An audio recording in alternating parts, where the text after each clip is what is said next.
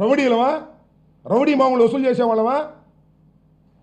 మేము ప్రజాసేవ కోసం రాజకీయాల్లోకి వచ్చాం. ఆ క్రమంలో మేము ముందుకు వెళ్తున్నాం. ఎక్కడ పొరపాటు జరిగితే పెట్టండి కేసులు, వీ కెన్ ఫేస్ ఇట్. కానీ కావాలని లోకేష్ బాబు చెబితే కేసులు పెట్టేస్తారా? ఎవరి మీద పెడతా? వాళ్ళ మీద. చదువుకున్న వాళ్ళం అండి మేము. డాక్టర్ మీద కేసు పెట్టారు, నాన్ బెయిలబుల్ కేసు. ఇవాళ సుధీర్ భార్గవ్ రెడ్డి మీద, డాక్టర్ శ్రీనివాస్ రెడ్డి మీద కేసు పెట్టారు. ఏంటిది? రోజులు ఎప్పుడు ఇలాగే ఉంటాయి అనుకున్నారా? అయిపోయింది సంవత్సరం. గుర్తుపెట్టుకోండి. యాక్సిడెంట్ జరిగితే దానికి జగన్మోహన్ రెడ్డి బలి చేశాడంటారా? జగన్మోహన్ రెడ్డి గారి వ్యక్తిత్వాన్ని హననం చేస్తారా? జగన్మోహన్ రెడ్డి ఎలాంటి వాడు? ఎక్కడైనా ఆయన కారు కాదు, ఎవరి కన్నా తగిలినా కూడా అక్కడ ఆగి వాళ్ళని ఇమీడియట్గా హాస్పిటల్కి పంపించేటటువంటి మానవతా దృక్పథం కలిగినటువంటి జగన్మోహన్ రెడ్డి గారి మీద మీరు ఇష్టం వచ్చినట్టు కేసులు పెట్టాలని ప్రయత్నం చేస్తున్నారు. మా మీద ఇష్టం వచ్చినట్టు కేసులు పెట్టాలని ప్రయత్నం చేస్తున్నారు. జాగ్రత్త అని మనం చేస్తున్నా. కాకి బట్టలు వేసుకొని చట్ట ప్రకారం వ్యవహరించండి తప్ప కాకి బట్టల ముసుగులో పచ్చ చొక్కాలు వేసుకొని మీరు ప్రవర్తిస్తే మేము దేనికైనా సిద్ధంగా ఉన్నామని కూడా ఈ సందర్భంగా నేను చెప్పదలుచుకున్నాను. న్యాయస్థానాలు ఉన్నాయి ఇక్కడ ప్రజాస్వామ్య దేశంలో. మీ ఇష్టం కాదు, మిలిటరీ పరిపాలన కాదు, పోలీస్ పరిపాలన కాదు, చట్టబద్ధమైన పరిపాలన, రాజ్యాంగ ప్రకారం జరుగుతున్నటువంటి పరిపాలన. ఒక వ్యక్తిని అరెస్ట్ చేయాలంటే కొన్ని ప్రొసీజర్స్ ఉంటాయి. అన్ని ప్రొసీజర్స్ని మీరు వైలేట్ చేసి మీరు అరెస్ట్ చేస్తున్నారు, రిమాండ్కి పంపుతున్నారు. చూస్తాం వాటి సంగతి కూడా రాబోయే కాలంలో అని కూడా ఈ సందర్భంగా నేను చెప్పదలుచుకున్నాను.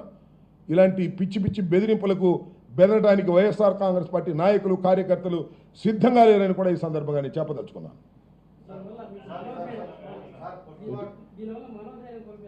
ఎవరు మనోధైర్యం కోల్పోరు, మరింత మనోధైర్యాన్ని పెంచుకుంటారు.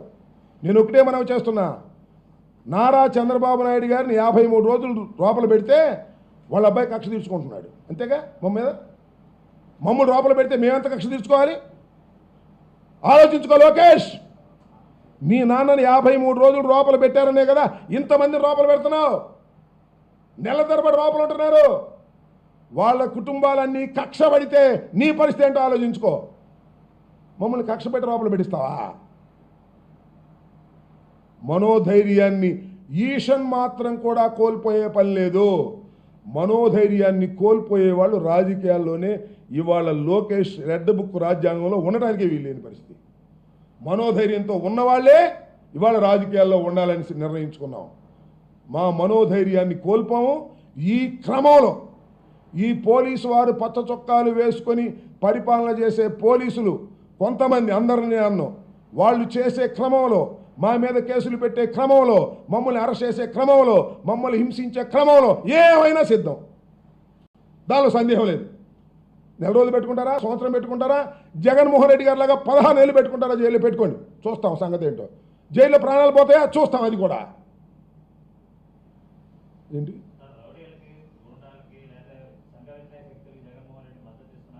అని సంఘ విద్రోహ శక్తి? అసలు జగన్మోహన్ రెడ్డి సంఘ విద్రోహ శక్తి అండి, ముఖ్యమంత్రిగా పనిచేసిన వ్యక్తి.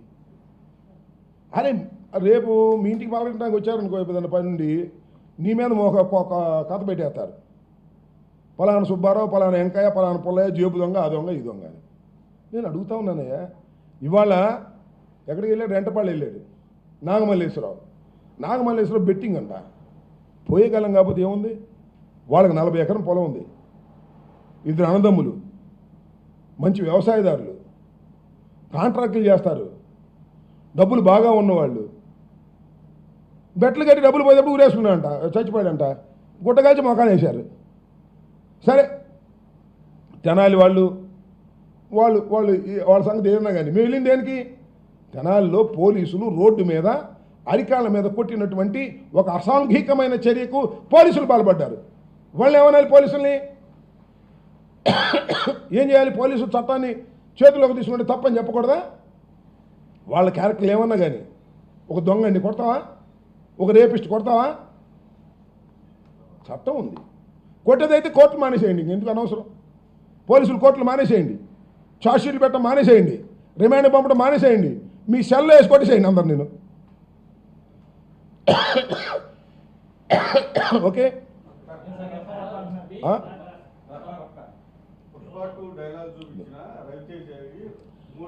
ఏందండి నాకు అర్థం కాలేదు. ఎస్, నేను చెప్తాను. రఫా గురించి మీరు కూడా అడిగేది. మొన్న రేవంత్ రెడ్డి ముందే మాట్లాడాయా ఎవరు?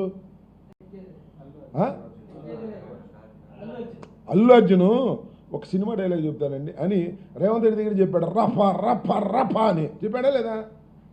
కేసు పెట్టమని అతను. నేను చెప్తాను, నేను చెప్పేది నబ్బా, అది కూడా చెప్తాను. ఒక సినిమా డైలాగ్ని ఒకడెవడో అమాయకుడు కానీ ఇన్మీచుడు కానీ అటు పట్టుకున్నాడయ్యా, అదేమి రైట్ అని నేను అంటలా. అసలు నేను ఇక్కడ ఆలోచించాల్సింది ఏంటంటే, అదేదో ప్రీ ప్లాన్డ్గా పెట్టించామని నేను, జగన్ గారు, లేకపోతే ఆయన పేరేంటి సజ్జల భార్గవరెడ్డి మేమే రాసి వాడిని పట్టుకోరా అని చెప్పామని చెప్పించారు. వాడి చేత, ఆ కుర్రోడి చేత భార్గవరెడ్డి పేరు చెప్పించారు, సుధీర్ భార్గవరెడ్డి పేరు చెప్పించారు, కావాలని చెప్పించి ఆయన పెట్టారు.